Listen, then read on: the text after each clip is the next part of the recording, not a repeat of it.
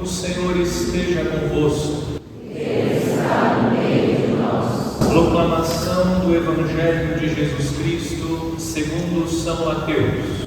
Glória a vós, Senhor.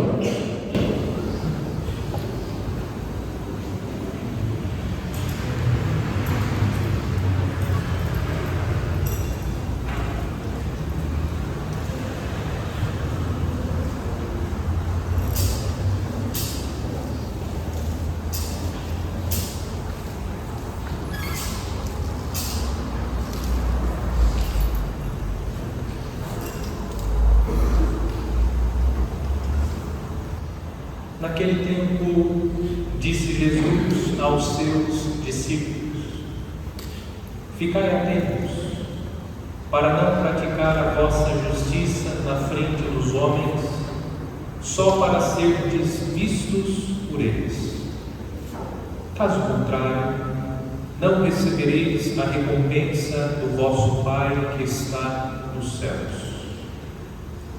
Por isso, quando deres esmola, não toques a trombeta diante de ti, como fazem os hipócritas nas sinagogas e nas ruas, para serem elogiados pelos homens. Em verdade, fugi. Eles já receberam a sua recompensa. Ao contrário, quando deres esmola, que a tua mão esquerda não saiba o que faz a tua mão direita, de modo que a tua esmola fique oculta. E o teu Pai que vê o que está oculto te dará a recompensa. Quando orardes, não sejais como os hipócritas que gostam de rezar em pé nas sinagogas e nas esquinas das praças, para serem vistos pelos homens. Em verdade vos digo, eles já receberam a sua recompensa. Ao contrário, quando tu orares, entra no teu quarto, fecha a porta e reza ao teu Pai que está oculto, e o teu Pai que vê o que está escondido te dará a recompensa. Quando jejuardes, não fiqueis com o rosto triste como os hipócritas. Eles desfiguram o rosto para que os homens vejam que estão jejuando. Em verdade vos digo, eles já receberam a sua recompensa. Tu, porém, quando jejuares, perfuma a cabeça e lava o rosto, para que os homens não vejam que tu estás jejuando, mas somente teu Pai que está oculto. E o teu Pai que vê o que está escondido te dará a recompensa. Palavra da salvação. Glória a vós, Senhor.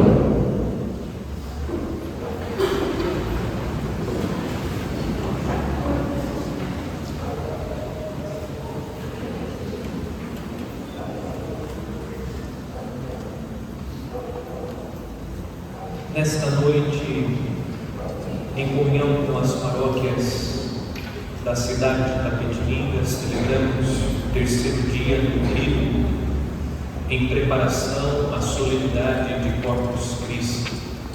Amanhã, em comunhão com a Igreja, vamos celebrar a presença real, substancial e verdadeira de Jesus na Eucaristia. Hoje a nossa comunidade vive a alegria de acolher aqueles que irão, durante este ano, exercer o ministério extraordinário da distribuição da Santa Comunhão.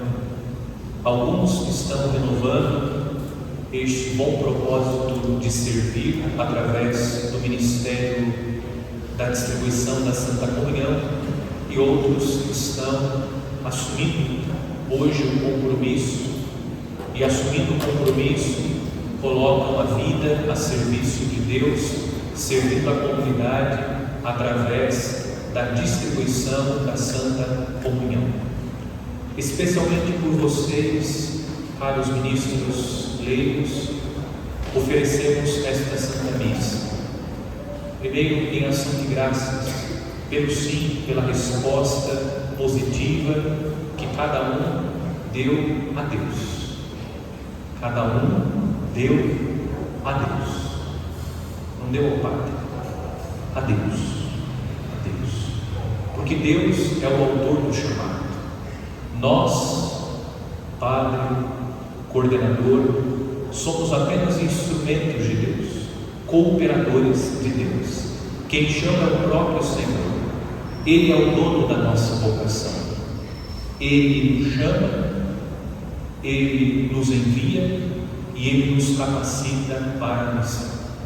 Não tenham medo. Coloquem a confiança naquele que nos chamou. Foi Ele quem nos chamou, e chamando cada um de nós, Ele nos capacita para a missão. Segundo, hoje vocês estão oferecendo a Deus este sim, e olhando para nós, reconhecemos que somos pobres, que somos pequenos, que somos frágeis, que não temos por nós mesmos condições de responder à altura do chamado de Deus. Por isso rezamos, pedindo a Deus que os fortaleça, para que cada um possa exercer o ministério segundo o coração de Deus. Segundo o coração de Deus. Não é segundo o próprio coração, segundo as próprias vontades. É segundo o coração de Deus, segundo a vontade de Deus. Porque é na vontade de Deus, é vivendo segundo o coração de Deus, que nós exercemos o nosso ministério, e no exercício do ministério somos felizes. A nossa realização ministerial passa pela nossa fidelidade àquele que nos chamou, e a nossa fidelidade àquele que nos chamou passa pela nossa sujeição, pela sujeição da nossa vontade à vontade de Deus. Esta missa, então, é uma missa de ação de graças, pelo sim que cada um hoje oferece a Deus. E é uma missa de súplica a Deus, porque reconhecemos que não somos dignos de nada. Deus não nos chamou porque nós somos melhores entre os irmãos. Deus não nos chamou porque nós somos mais santos que os nossos irmãos, que nós merecemos mais que os outros. Deus nos chamou porque Ele é bom, porque Ele é misericordioso, porque Ele nos ama. E nos chamando, nós pedimos a Deus a sua graça, porque reconhecemos que por nós mesmos não conseguimos, com as nossas forças, corresponder à missão que Ele coloca em nossas mãos. Por isso pedimos a Deus que Ele dê a cada um a força, a graça necessária para exercer o ministério. Depois eu volto a falar com vocês. Agora vamos meditar na liturgia da palavra. Seguimos nesta quarta-feira da 11ª semana comum com a leitura do Sermão da Montanha. Encerramos ontem a leitura do capítulo 5º, hoje iniciamos a leitura do capítulo 6º. Jesus continua na montanha ensinando os seus discípulos. O evangelho que nós ouvimos nesta quarta-feira é o mesmo evangelho que nós escutamos na quarta-feira de cinzas. Todos os anos, na quarta-feira de cinzas, nós escutamos este evangelho. Portanto, eu não vou meditar sobre as práticas religiosas que foram citadas por Jesus no evangelho, a oração, a esmola e o jejum. Deixarei para a quaresma. Mas nós aprendemos com o evangelho, a partir do ensinamento de Jesus, que a recompensa que nós devemos perseguir não é a recompensa que nós recebemos nesta vida, que nós não devemos buscar e esperar as recompensas deste mundo, porque as recompensas deste mundo elas são passageiras. Nós não devemos rezar, não devemos jejuar, não devemos fazer caridade, esperando a recompensa deste mundo. E recompensa aqui significa uma série de coisas. A recompensa significa o elogio. Eu estou fazendo algo e espero o elogio. O elogio é uma recompensa. Eu estou esperando uma recompensa que é passageira. O elogio você escuta e faz bem escutar. Às vezes o elogio, nem sempre, mas às vezes faz bem. Porque o elogio, ele passa. Ele serve, na maioria dos casos, para inflar o nosso ego e depois passa. Ou ainda, o reconhecimento por parte das pessoas daquilo que nós estamos fazendo.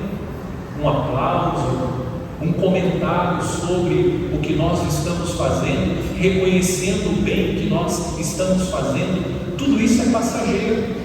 Essas coisas elas passam.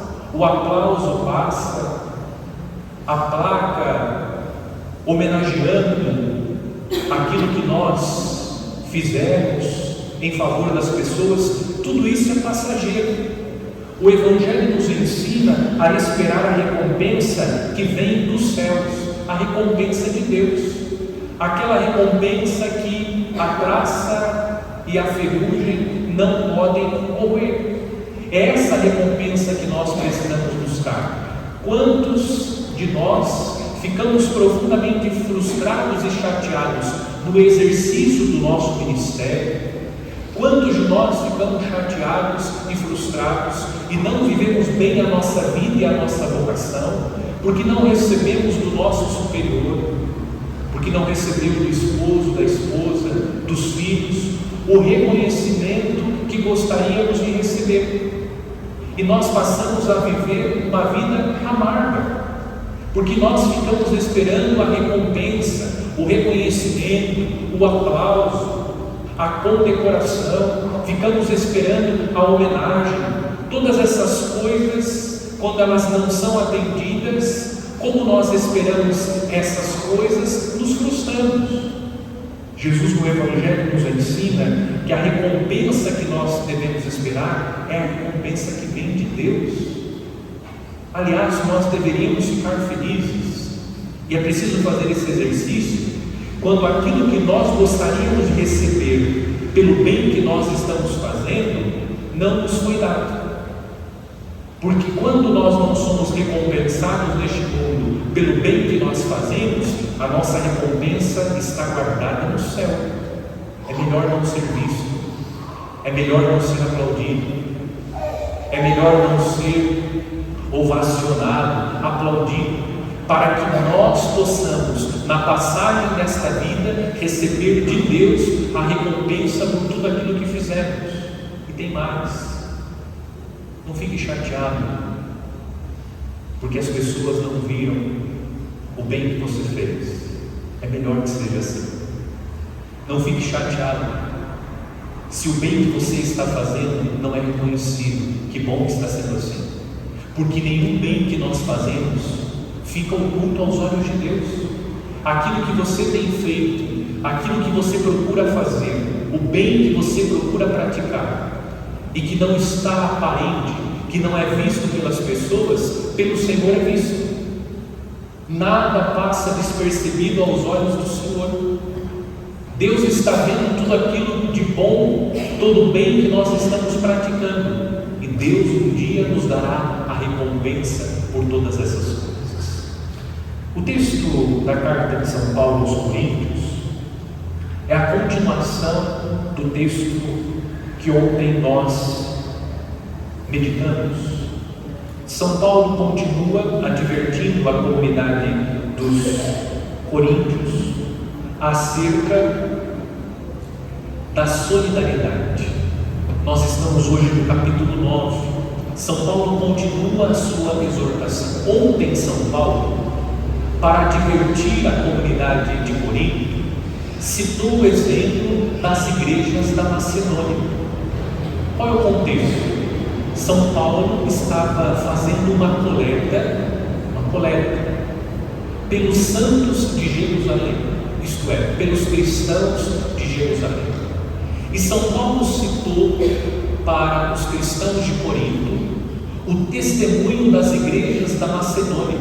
E São Paulo disse no texto que a igreja da Macedônia, as igrejas, elas eram pobres. E mesmo na sua pobreza, elas partilharam da sua pobreza com os santos de Jerusalém. E ontem nós meditamos sobre a solidariedade. E nós meditamos considerando duas maneiras de manifestar a solidariedade. Primeiro, a solidariedade manifestada através da doação daquilo que eu adquiri com o suor do meu trabalho. Eu partilho com os irmãos aquilo que conquistei com o meu trabalho.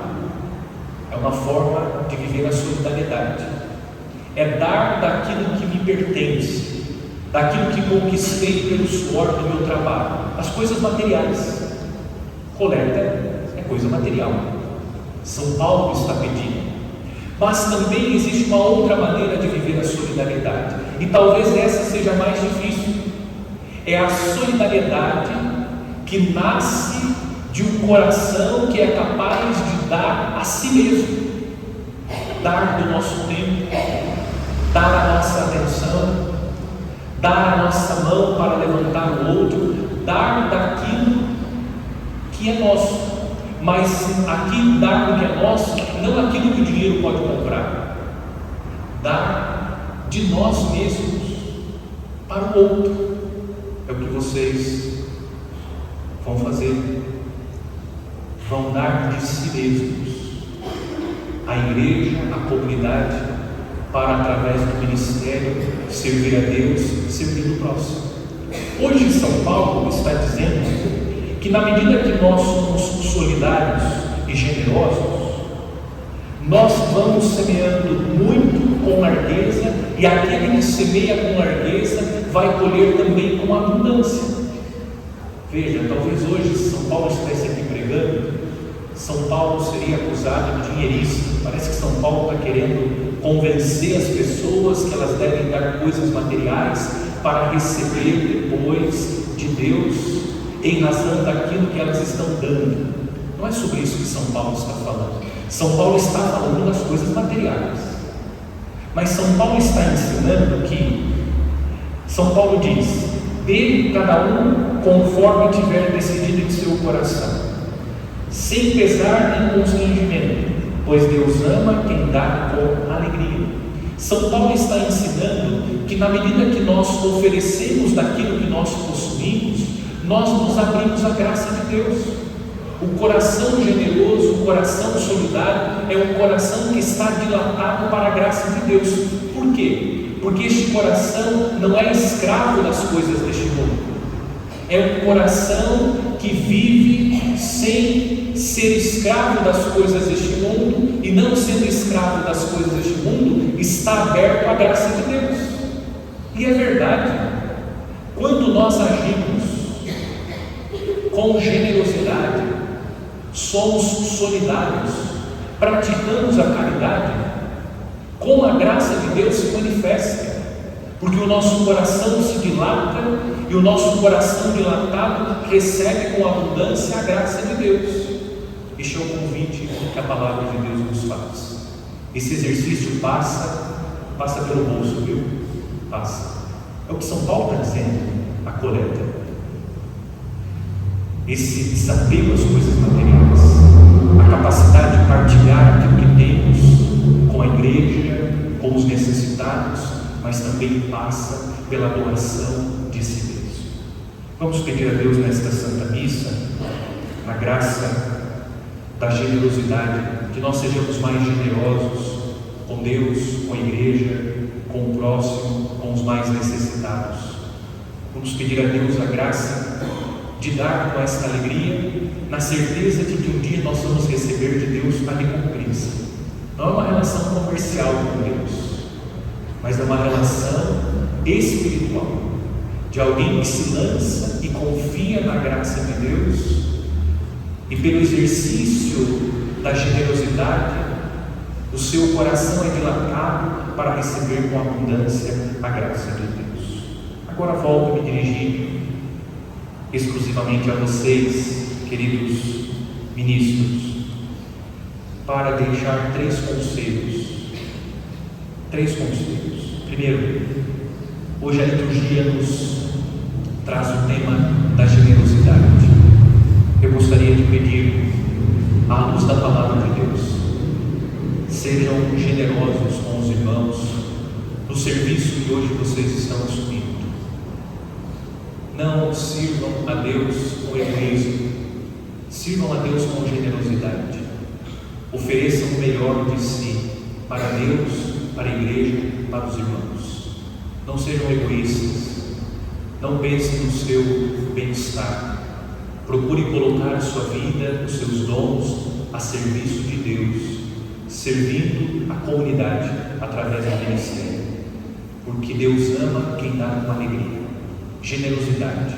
Sejam generosos, prontos, disponíveis, dispostos a servir a comunidade com alegria. Segundo, tenham Cristo como modelo de servidor. Quem é o nosso modelo? É Cristo. É para Cristo que nós devemos olhar. Nós não devemos olhar para os homens. Quem deve inspirar o nosso ministério é Cristo Jesus. Assim como Cristo, servidor, serviu, nós também, inspirados no testemunho de Cristo, somos chamados a servir. Que Cristo seja o modelo, que vocês olhem sempre para Cristo. Não olhem para o colega ministro, não olhem para o coordenador, para o padre, olhem para Cristo Jesus. Ele é o modelo, Ele é o exemplo que nós devemos seguir. E por fim, a alegria. O texto diz, a palavra de Deus ensina que nós devemos servir com alegria. Alegria. Sirvam com alegria. Tenham a alegria de servir o corpo de Cristo aos irmãos, para que na alegria de cada um de vocês, os comungantes, aqueles que irão receber das mãos de cada um de vocês o corpo de Cristo, possam experimentar essa alegria, através do sorriso, através da alegria que vocês vão manifestar, porque vocês estão oferecendo o melhor dos alimentos, o melhor dos remédios, que é o corpo, sangue, alma e divindade do nosso Senhor. Não esqueçam, sejam generosos, tenham Cristo como modelo e busquem servir sempre com alegria.